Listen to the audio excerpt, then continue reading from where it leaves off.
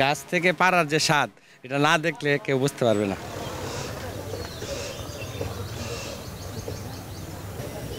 গাছ থেকে নিজে পেরে খাওয়ার আসলে মজাই আলাদা একটা। গাছে গাছে ঝুলছে রসালো ফল লিচু। চলতি মৌসুমে ভারতের ত্রিপুরা রাজ্যের সীমান্তবর্তী পাহাড়ি লালমাটি সমৃদ্ধ ব্রাহ্মণবাড়িয়া, বিজয়নগর, কসবা এবং আখাউড়ায় লিচুর বাম্পার ফলন হয়েছে। উঁচু টিলায় গাছগুলোতে শোভা পাচ্ছে লাল পরিপক্ক চোখ ধাঁধানো রসালো লিচু। বাগানে এসে প্রাকৃতিক সৌন্দর্য উপভোগের পাশাপাশি গাছ থেকে লিচু পেরে খেয়ে অভিভূত দর্শনার্থীরা। গাছ থেকে পাড়ার যে স্বাদ, এটা না দেখলে কেউ বুঝতে পারবে না। সবসময় তো দূর থেকে দেখে, এখন নিজে পেরে খেতে পাচ্ছি। গাছ থেকে নিজে পেরে খাওয়ার আসলে মজাই আলাদা একটা। এই লিচুগুলো খুব সুস্বাদু আর আমার এখানে এসে খুব ভালো লাগছে। এবার 566 হেক্টর জমির বাগানে চায়না 2, চায়না 3, বোম্বে এবং পাটনা জাতের লিচুর ফলন হয়েছে। ভালো দামে বিক্রি করতে পেরে খুশি বাগান মালিকরা।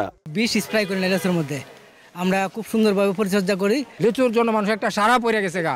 বিজয়নগরের যে মানুষ এত এইভাবে আসতেছে বিভিন্ন শহর থেকে, বিভিন্ন জেলার থেকে। আমরা আমাদের নিজের বাগানের মধ্যেই বিক্রি করতেছি।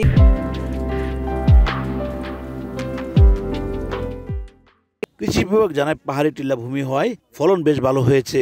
ব্রাহ্মণবাড়িয়ার মাটি এবং আবহাওয়াগত কারণে এই লিচুগুলো বেশ সুমিষ্ট এবং বেশ জনপ্রিয়। গত বছর যেখানে ছিল 550 হেক্টর, আমাদের 17 হেক্টর বেশি আবাদ হয়েছে।